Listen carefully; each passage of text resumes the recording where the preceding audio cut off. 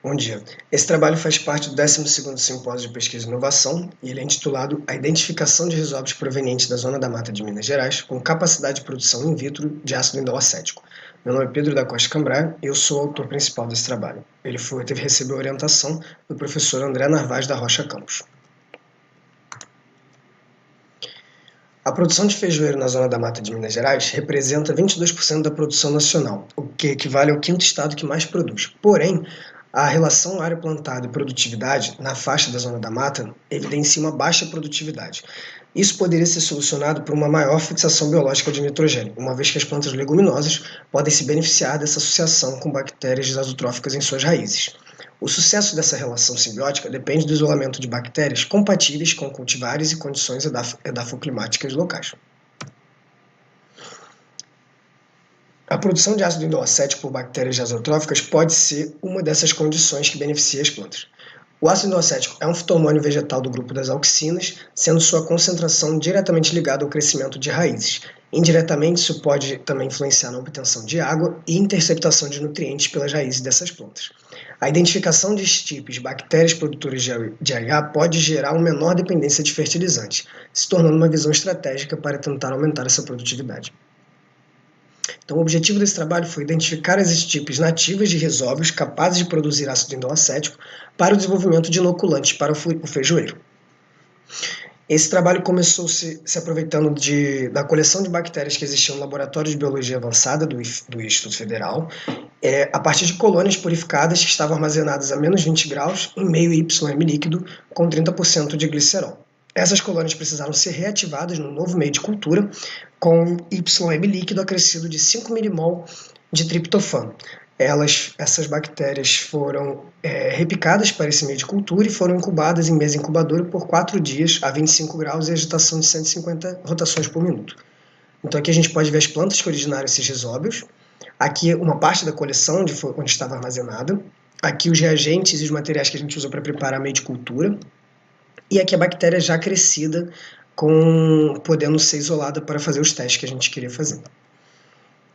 Então, a gente utilizou o método de reagente de Salkowski para conseguir quantificar essa quantidade de ácido indol-acético produzida, utilizando 100 microlitros do sobrenadante desses isolados acrescidos do reagente de Salkowski. A gente fez algumas adaptações utilizando 1 ml de cloreto de ferro a 0,5 molar em 50 ml de ácido sulfúrico a 35%. Essas placas precisavam ser mantidas no escuro posteriormente e depois a gente passava por um espectrofatômetro a 530 nanômetros. Aqui a gente pode perceber os dois reagentes, o Salkowski e as diferentes quantidades de concentração de ácido indol-acético. As placas de 96 poços já com as duas soluções misturadas.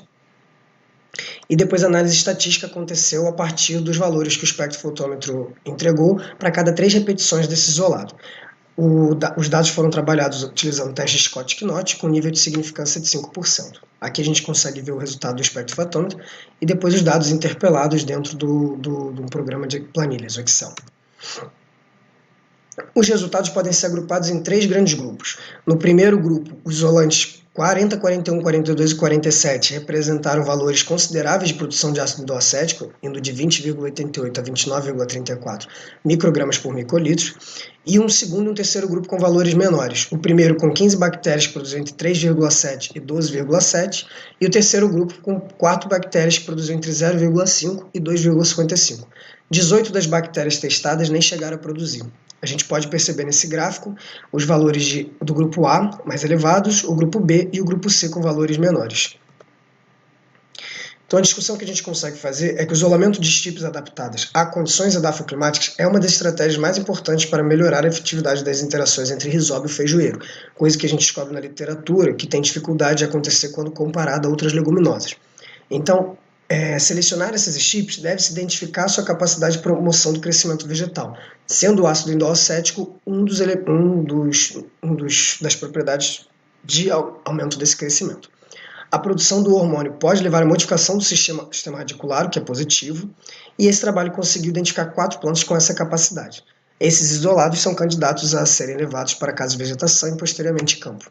Então a gente conclui que de fato, conseguiu-se identificar bactérias azotróficas produtoras de ácido indol-acético que podem ser agora utilizadas em testes futuramente. As referências bibliográficas contidas estão aqui.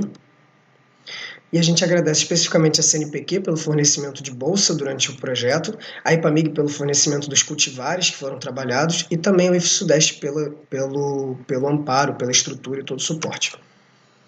Aqui o contato meu, do orientador, do Fábio, que foi colaborador, e do professor Brauli, que também foi co-orientador nesse projeto.